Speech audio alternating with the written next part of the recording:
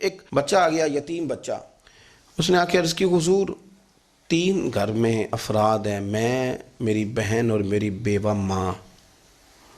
वालिद हुजूर चले गए और आज ना 3 दिन हो गए रोटी कोई नहीं खाई।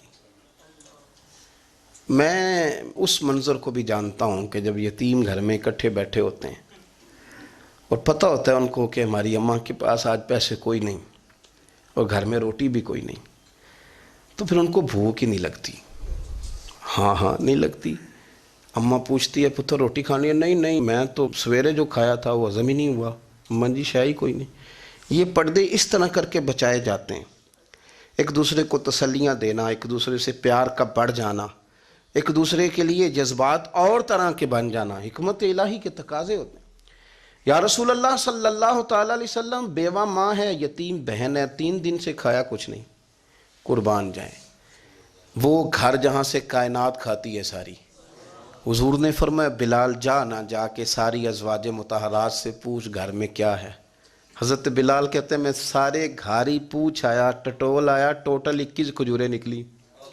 ये 2 जहाँ के शाह हैं और पास कुछ रखते नहीं, 2 जहाँ की नेमतें हैं, इनके खाली हाथ में हुजूर के सारे घर को मैं ढूंढ, 21 खजूरें निकली तो ला के मैंने पेश कर दी, तो हुजूर ने डायरेक्ट उसको नहीं दी, नबी पाक ने अपने हाथ पे रख ली।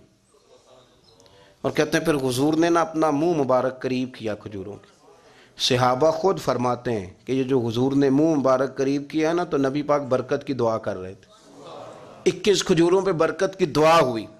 हुजूर ने उस बच्चे को बुलाया, थपकी दी, फरमाया ले जा 7 तेरी, 7 तेरी बहन की। इन्हें मामूली ना समझना हो। तो हज़रत बिलाल कहते हैं, हुजूर 3 भी दे देना कभी तो 30-30 साल ख़त्म ही नहीं होती। 30-30 साल गुजर जाते हैं, निकालते रहो, खाते रहो, ख़त्म ही नहीं होती। हज़रत सैयदना अबू हुरैरा रदी अल्लाह ताला अन्हु फरमाते हैं, हुजूर ने फरमाया 7 तेरी, 7 तेरी बहन की, 7 तेरी वालदा की, और 7 हुजूर ने और भी तलकीन फरमाई। फरमाया एक सवेरे खाया करना, एक शाम को खाया करना, ले जा। हज़रत सैयदना बिलाल हबशी कहते हैं रदी अल्लाह ताला अन्हु के बच्चा लेके जब बाहर निकला तो हज़रत सैयदना मुआज़ इब्न जबल दौड़ के गए और जाके बच्चे के सर पे शफकत से हाथ फेरा। कहा, फिक्र न करना, रब करीम तुझे बेहतरीन सरपरस्त अता करेगा, पुत्र परेशान ना होना, अल्लाह तेरी मदद करेगा। सिर्फ हौसला दिया, सर पे दस्ते शफकत फेरा, बच्चा चला गया। तो हुजूर ने फरमाया, मुआज़ इधर आओ ना ज़रा। या रसूलल्लाह हुक्म हो। फरमाया, किस चीज़ ने तुम्हें उठाया बच्चे के सर पे हाथ रखने के लिए? किसने तुम्हें कहा? किस चीज़ ने तुम्हें उठाया जो तुम बच्चे तक पहुंच गए? अर्ज़ की, या रसूलल्लाह, वो जो मेरे दिल में अल्लाह ने यतीम के लिए रहमत रखी है ना, उसने मुझे उठाया था। और मैंने जाके उसके सर पे दस्ते शफकत फेरा तो हुजूर फरमाने लगे, सुन फिर, जो किसी यतीम के सर पे खाली हाथ भी फेर दे, जितने बाल उसके हाथ के नीचे आएंगे ना, रब उतनी खताएं माफ़ करेगा, उतनी नेकियां देगा, उतने दर्जे उसके बुलंद कर देगा। खाली दस्ते शफकत ही फेर दे। देना दिलाना तो बाद की बात है, उसका ख्याल रखना। तो ये जो हमारे मदारस है ना, इनमें अक्सर बच्चे गरीब होते हैं, लेकिन कुछ बच्चे तगड़े घरों के भी होते हैं, मालदार घरों के भी होते हैं। इसमें अगर कोई ऐसा बच्चा आ भी जाता है ना जो यतीम है, कमज़ोर है, तो वो अपने आप को महसूस नहीं करता कमज़ोर, क्योंकि वो ये नहीं समझता कि मैं यतीम खाने में आया हूँ। उसके ज़हन में माइंड सेट ये होता है कि मैं मदरसे में आया हूँ और मैं पढ़ने के लिए आया हूँ।